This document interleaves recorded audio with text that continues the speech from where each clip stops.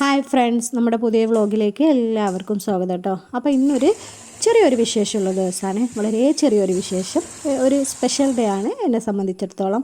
ഇന്ന് ഞങ്ങളുടെ വിവാഹം കഴിഞ്ഞിട്ട് 5 വർഷമാവാണ് കേട്ടോ. അപ്പോൾ വലിയ സംഭവങ്ങളും കാര്യങ്ങളൊന്നുമില്ല, അങ്ങനെ ആഘോഷിക്കാറൊന്നുമില്ല. ചെറുതായിട്ടൊക്കെ നമ്മുടെ വീട്ടിൽ ഒതുങ്ങുന്ന രീതിയിൽ എന്തെങ്കിലുമൊക്കെ ചെറിയൊരു ആഘോഷം അത്രമാത്രമേ ഉണ്ടാവാറുള്ളൂ കേട്ടോ. അപ്പോൾ രാവിലെ എണീറ്റിട്ട് ബ്രേക്ക്ഫാസ്റ്റിനുള്ള ഒരുക്കത്തിലാണ് രാവിലെ. അപ്പോൾ ചായക്ക് വെള്ളമൊക്കെ വെച്ചു. ചായ ഞങ്ങൾ എപ്പോഴും കട്ടനാണ് കേട്ടോ ഉപയോഗിക്കുക. പിന്നെ വല്ലപ്പോഴൊക്കെ കൊതി തോന്നുമ്പോൾ മാത്രം പാൽ ഒഴിച്ച് ചായ കുടിക്കും. അതിനോട് താല്പര്യമില്ലാത്തതുകൊണ്ടാണ്, അത് പറ്റുന്നില്ല. പാക്കറ്റ് പാലല്ലേ, അപ്പോൾ പാക്കറ്റ് പാൽ ഉപയോഗിക്കുന്ന സമയത്ത് അത് വയറിന് പിടിക്കില്ല. അപ്പോൾ പിന്നെ പശുവും പാലൊന്നും ഇവിടെ അവൈലബിളും അല്ലല്ലോ. പണ്ടത്തെ പോലെയൊന്നും ഇപ്പോൾ എല്ലാ വീടുകളിലും അങ്ങനെ കിട്ടില്ല. പിന്നെ ഇവിടെ ഒരു ടൗൺ ആയതുകൊണ്ട് അത് കിട്ടാനും ബുദ്ധിമുട്ടാണ്. അപ്പോൾ അതുകൊണ്ട് പാക്കറ്റ് പാൽ ഒഴിവാക്കി കട്ടൻ മാത്രമാണ് ഇഷ്ടം, അതാണ് കേട്ടോ കട്ടൻ. അപ്പോൾ രാവിലെ പുട്ടാണ്, എന്നത്തെയും പോലെ എളുപ്പം. ഇവിടെ ഏറെക്കുറെ എല്ലാ ദിവസങ്ങളിലും പുട്ട് തന്നെ ആയിരിക്കും കേട്ടോ ബ്രേക്ക്ഫാസ്റ്റ് കൂടുതൽ.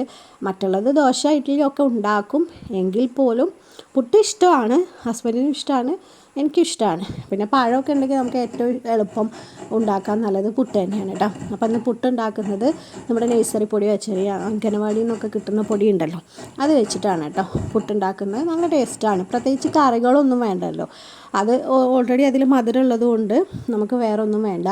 പഴമോ ഇല്ലെങ്കിൽ അങ്ങനെ തന്നെ നമുക്ക് വെക്കാം. കൂടുതൽ പഞ്ചസാര ഒന്നും ചേർത്ത് കഴിക്കുന്നവർക്കാണെങ്കിൽ ഈ പൊടി കൊണ്ട് പുട്ടുണ്ടാക്കുകയാണെങ്കിൽ പിന്നെ പഞ്ചസാര ഒന്നും അഡീഷണലായിട്ട് ചേർക്കണ്ടല്ലോ. പിന്നെ ഞാൻ കുറച്ച് അധികം തേങ്ങ ഇട്ട് ഉണ്ടാക്കും പുട്ട്. ഇനിയിപ്പോൾ അതല്ലെങ്കിൽ പുട്ടുണ്ടാക്കുന്ന സമയത്ത് വളരെ കുറച്ച് തേങ്ങ ഇടും കേട്ടോ. എന്നിട്ട് പുട്ടുണ്ടാക്കി കഴിഞ്ഞ് നമ്മൾ കഴിക്കുന്ന സമയത്ത് കുറച്ച് തേങ്ങയും കൂടെ ചിരകി അതിൻ്റെ മുകളിലിടും.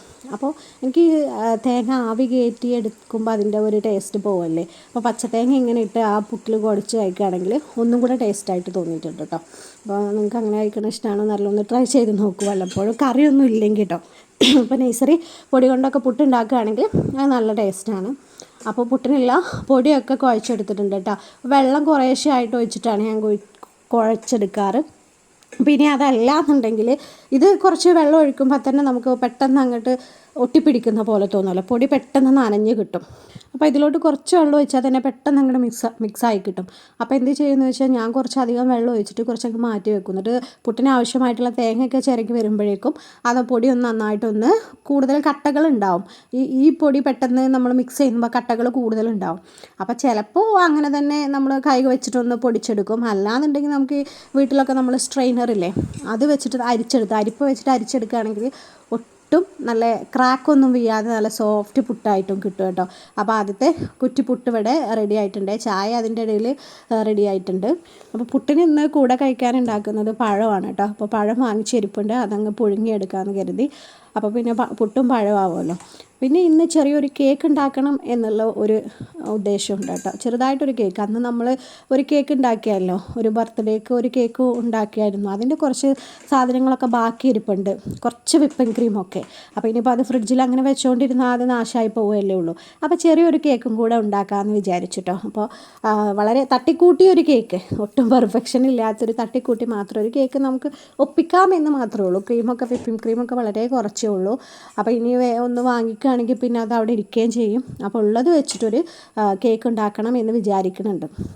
അപ്പോൾ നമ്മുടെ സെക്കൻഡ് ട്രിപ്പ് പുട്ടുവട റെഡി ആയിട്ടുണ്ട് കേട്ടോ. അപ്പോൾ വീട്ടിലധികം മെമ്പേഴ്സ് ഇല്ലാത്തത് കൊണ്ട് 1.5 കുറ്റി പുട്ട് തന്നെ ബാക്കിയായിരിക്കും. അപ്പോൾ മിക്കപ്പോഴും അത് ബാലൻസായി കുറച്ചൊരു ഭാഗം അവിടെ എപ്പോഴും ആ കാസറോളിൽ ബാക്കി കിടപ്പുണ്ടാവും. അത് ചിലപ്പോൾ വൈകിട്ട് അങ്ങ് കളയേണ്ടി വരും, അല്ലെങ്കിൽ ചിലപ്പോൾ ആരെങ്കിലും കഴിച്ചാൽ അതങ്ങായി, അത്രയേ ഉള്ളൂ. അപ്പോൾ ഇനി 2-3 പഴം കൂടെ എടുത്ത് ഒന്ന് പുഴുങ്ങി വരണം കേട്ടോ. മിക്കപ്പോഴും എനിക്കിഷ്ടം ഈ പഴം പുഴുങ്ങി കഴിക്കുന്നതാണ്, റോ ആയിട്ട് കഴിക്കുന്നതിനേക്കാളും ഇഷ്ടം അങ്ങനെയാണ് കേട്ടോ. അപ്പോൾ എനിക്ക് തോന്നി, മാത്രമല്ല ഈ പുഴുങ്ങി കഴിച്ചാൽ വണ്ണം വെക്കില്ല എന്നൊക്കെ പറയുന്നത് കേട്ടിട്ടുണ്ട്. ശരിയാണോ തെറ്റാണോ, സയൻറ്റിഫിക്കായിട്ട് പ്രൂവൺ ആണോ ഒന്നും അറിയില്ല, പക്ഷെ അങ്ങനെ ഒരു കേൾവിയുണ്ട്. അപ്പോൾ വണ്ണം വെക്കില്ല എന്നൊക്കെ ഉള്ളത്. മറ്റേ നേന്ത്രപ്പഴം ഒരുപാട് കഴിച്ചാൽ വണ്ണം വെക്കും എന്നൊക്കെ ഉള്ളൊരു കൺസെപ്റ്റ് ഉണ്ടല്ലോ. അപ്പം ഞാൻ പൊതുവേ എന്ത് ചെയ്യും, ഇത് എനിക്കിഷ്ടമാണ് അതങ്ങ് പുഴുങ്ങി കഴിക്കണം കേട്ടോ. നന്നായിട്ട് പഴുത്ത പഴം നമ്മൾ പുഴുങ്ങിയിട്ട് കഴിക്കല്ല.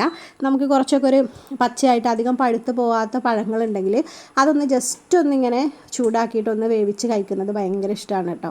അപ്പോൾ അങ്ങനെയാണ് മിക്കപ്പോഴും ഞാനിവിടെ കഴിക്കാറുള്ളത്. ഇനി ഒറ്റയ്ക്ക് കഴിക്കുകയാണെങ്കിലും അല്ലെങ്കിലൊക്കെ പഴം എപ്പോഴും പുഴുങ്ങി കഴിക്കുന്നതാണ് എനിക്കിഷ്ടം.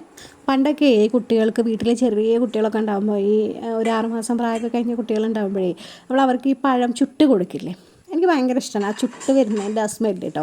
അതിനൊരു പ്രത്യേക ടേസ്റ്റാണ്. ഈ അടുപ്പിലൊക്കെ ഇങ്ങനെ വെച്ചിട്ട് മെല്ലെ മെല്ലെ ചുട്ടെടുക്കുമല്ലോ. ഇപ്പം അതിനാരും അങ്ങനെ ചെയ്യാറൊന്നുമില്ലല്ലോ, എല്ലാവരും പാക്കറ്റ് ഫുഡല്ലേ. അപ്പോൾ ആർക്കും മെനക്കെടാനും ബുദ്ധിമുട്ടാനും ഒന്നും വയ്യ. അല്ലെങ്കിൽ മിക്സിയിലിട്ടൊന്ന് അടിച്ചു കൊടുക്കും, അല്ലാന്നുണ്ടെങ്കിൽ ചുട്ടെടുക്കുന്നതൊന്നും ഇല്ലല്ലോ. ഇപ്പോൾ പുഴുങ്ങിയെടുത്ത് ഒന്ന് അരക്കുക, അല്ലെങ്കിൽ നമ്മൾ പാക്കറ്റ് ഫുഡ് ഒക്കെയാണല്ലോ അപ്പോൾ കൂടുതലായിട്ട് കൊടുക്കുക. അപ്പം ഞാനത് പറയാം, എനിക്ക് എല്ലാം ആ ഒരു ഇതൊക്കെ ഭയങ്കര ഒരു നൊസ്റ്റാൾജിക് ഫീലിംഗ് ആയിട്ടൊക്കെ തോന്നാറുണ്ട്. അങ്ങനെയൊക്കെ ചെയ്യുമ്പോൾ നമ്മുടെ ഈ പഴമൊക്കെ പുഴുങ്ങുമ്പോഴേ ആ ചുട്ട് എടുക്കുന്നതിൻ്റെ ഒരു ടേസ്റ്റൊക്കെ. അപ്പോൾ പണ്ടൊക്കെ അങ്ങനെ ചെയ്യുമ്പോൾ ഞാനും അതിൽ നിന്ന് എടുത്ത് കഴിക്കാറുണ്ടായിരുന്നു. ഇവിടെ വീട്ടിലൊക്കെ സഹോദരങ്ങളുടെ കുട്ടികൾക്കൊക്കെ അങ്ങനെ ചെയ്യുന്ന സമയത്ത് അതൊരു പ്രത്യേക ടേസ്റ്റാണെന്ന് തോന്നിയിട്ടുണ്ട്. അപ്പോൾ ബ്രേക്ക്ഫാസ്റ്റ് കഴിഞ്ഞതിന് ശേഷം നേരെ കേക്ക് ഉണ്ടാക്കുന്നതിൻ്റെ പണികളിലോട്ടാണ് കേട്ടോ തിരിഞ്ഞിട്ടുള്ളത്. അപ്പോൾ കേക്ക് ഉണ്ടാക്കാൻ ഒരു മുട്ട മാത്രമേ എടുത്തിട്ടുള്ളൂ, കുറച്ചേ ഉണ്ടാക്കുന്നുള്ളൂ. മീൻസ് ഒരു 3/4 കപ്പോളമാണ് മൈദ എടുക്കുന്നത്, ഒരു 1/2 കപ്പോളം. അപ്പോൾ ചെറിയ കേക്ക് മതി എന്ന് കരുതിയിട്ടാണ് കേട്ടോ. അപ്പോൾ ബ്ലാക്ക് ഫോറസ്റ്റ് ഉണ്ടാക്കാമെന്ന് വിചാരിച്ചു. നാളെ നമ്മൾ ഉണ്ടാക്കിയത് റെഡ് വെൽവെറ്റ് അല്ലേ, അപ്പോൾ ഒരു ബ്ലാക്ക് ഫോറസ്റ്റ് കേക്ക് ഉണ്ടാക്കാമെന്ന് വിചാരിച്ചു, തട്ടിക്കൂട്ടിയ കേക്ക്. അപ്പോൾ നമ്മളതിലോട്ട് ഒരു 3/4 കപ്പോളം പഞ്ചസാര തന്നെ എടുത്തിട്ടുണ്ട്. അതൊന്ന് പൊടിച്ചിട്ട് ചേർത്ത് മുട്ട നന്നായിട്ടൊന്ന് അടിച്ചെടുത്ത് പഞ്ചസാരയും കൂടെ ചേർത്തിട്ടുണ്ട്. മുട്ട ഒന്നായതുകൊണ്ട് തന്നെ അധികമൊന്നും പതഞ്ഞൊന്നും പൊങ്ങില്ല. അതിലോട്ട് പഞ്ചസാരയാണ് കൂടുതൽ. പിന്നെ ഇതിലോട്ട് ചേർക്കുന്നത് സൺഫ്ലവർ ഓയിലാണ് കേട്ടോ. ഞാൻ നേരത്തെ പറഞ്ഞിട്ടുണ്ടായിരുന്നല്ലോ, സൺഫ്ലവർ ഓയിൽ നേരത്തെ ആ കേക്കിൻ്റെ ബാക്കി ഉണ്ടായിരുന്നത് തന്നെയാണ്. അതും ഒഴിച്ചിട്ടുണ്ട്, ഒരു 1/4 കപ്പോളം. അത് നന്നായിട്ട് മുട്ട കുറവായതുകൊണ്ട് ഓയിൽ കുറച്ച് കൂടുതൽ ഒഴിച്ച് ഒരു 1/4 കപ്പോളം ഓയിൽ അതിലോട്ട് ഒഴിച്ച് നന്നായിട്ടൊന്ന് ബീറ്റ് ചെയ്തിട്ടുണ്ട് കേട്ടോ. കൊക്കോ പൗഡർ ചേർക്കുന്നുണ്ട്, അതൊരു 2 ടേബിൾ സ്പൂണോളം ചേർക്കുന്നുണ്ട്. ബ്ലാക്ക് ഫോറസ്റ്റ് ആയതുകൊണ്ട് കൊക്കോ പൗഡർ കുറച്ചധികം ചേർക്കുന്നുണ്ട്. ഞാൻ പറയല്ലേ, ഒരു 1/4 കപ്പ്. അതിൻ്റെ ഇടയിലുള്ള മെഷർമെൻറ്റിലാണ് മൈദ എടുത്തിട്ടുള്ളത്. അതിലോട്ട് നമ്മൾ ഒരു ടീസ്പൂൺ ബേക്കിംഗ് പൗഡറും ഒരു 2-3 പിഞ്ച് ബേക്കിംഗ് സോഡയും ഒരു പിഞ്ച് ഉപ്പൊക്കെ ഇട്ട് നന്നായിട്ടൊന്ന് മിക്സ് ചെയ്തെടുക്കുകയാണ് കേട്ടോ. ഇനി നമ്മളൊരു റൗണ്ട് ഷേപ്പിലുള്ള കേക്ക് ട്രേ ആണ് എടുത്തിട്ടുള്ളത്. ഇത് റൗണ്ടിലാക്കാമെന്ന് വിചാരിച്ചു. അപ്പോൾ മറ്റേത് സ്ക്വയർ ആയിരുന്നല്ലോ, അപ്പോൾ ഇത് റൗണ്ടിലാക്കിയിട്ട് ചെറിയൊരു ട്രേ ആണ്, അതിലോട്ട് എടുത്തിട്ട് ഒഴിച്ച് കൊടുക്കുകയാണ്. നേരത്തെ തന്നെ ഞാനവിടെ നമ്മുടെ ചെറിയൊരു ചെരുവൊന്ന് ചൂടാക്കാൻ വേണ്ടി വെച്ചിട്ടുണ്ട് കേട്ടോ ഗ്യാസിലോട്ട്. അപ്പോൾ അത് ചൂടായി റെഡി ആയിട്ടുണ്ട്. ഒരു 10 മിനിറ്റ് പ്രീ ഹീറ്റ് ചെയ്ത് എടുത്തതാണ്. അതിലോട്ട് നേരെ അങ്ങ് വെച്ച് കൊടുത്ത് ഇത് ചെറുതായതുകൊണ്ട് ഏകദേശം ഒരു 25-30 മിനിറ്റിൻ്റെ ഉള്ളിൽ തന്നെ നമ്മൾ മീഡിയം ടു ലോ ഫ്ലെയിം ഇട്ടാൽ അത് റെഡി ആവട്ടെ. അപ്പോൾ കേക്ക് ഇവിടെ റെഡി ആയി വന്നു, നന്നായിട്ടൊന്ന് പൊങ്ങി ഇങ്ങനെ വന്നിട്ടുണ്ട്. അപ്പോൾ ജസ്റ്റ് ഒന്ന് കുത്തി നോക്കിയപ്പോൾ അത് ചെറുതായിട്ട് ഇങ്ങനെ പൊട്ടി വരുന്നു. മുട്ട കുറവല്ലേ, അപ്പോൾ അത് പൊട്ടിപ്പോകാനും ചാൻസ് കൂടുതലേക്കാരം. അപ്പോൾ അതൊന്ന് കട്ട് ചെയ്തെടുത്ത് ബാക്കി ഭാഗങ്ങളൊന്നും ഞാൻ ചേർത്തിട്ടില്ലേ, നമ്മൾ കട്ട് ചെയ്യണതും ക്രം കോട്ട് ചെയ്യണതും ജസ്റ്റ് ഒന്ന്, ക്രീം കുറവാണെന്ന് ഞാൻ പറഞ്ഞല്ലോ, അപ്പോൾ ജസ്റ്റ് ഒന്ന് ക്രം കോട്ട് ചെയ്ത് എടുത്തിട്ടുള്ളൂ കേട്ടോ. അപ്പോൾ ഉള്ളത് കൊണ്ട് ഓണം പോലെ നല്ലേ. വിപ്പിംഗ് ക്രീമൊക്കെ വളരെ കുറവായിരുന്നു, അപ്പോൾ ഒന്ന് അഡ്ജസ്റ്റ് ചെയ്തെടുത്തതാണ്. അതിനുശേഷം ഒരു ഡയറി മിൽക്ക് ജസ്റ്റ് മിൽക്കിലൊന്ന് ഡൈലൂട്ട് ചെയ്തുകൊണ്ട് ഒന്ന് ഒഴിച്ചതാണ്. അപ്പോൾ മിൽക്ക് ചേർത്തപ്പോൾ കുറച്ച് കൂടിപ്പോയി, അതിനാൽ കുറച്ച് ലൂസായി പോവുകയും ചെയ്തു.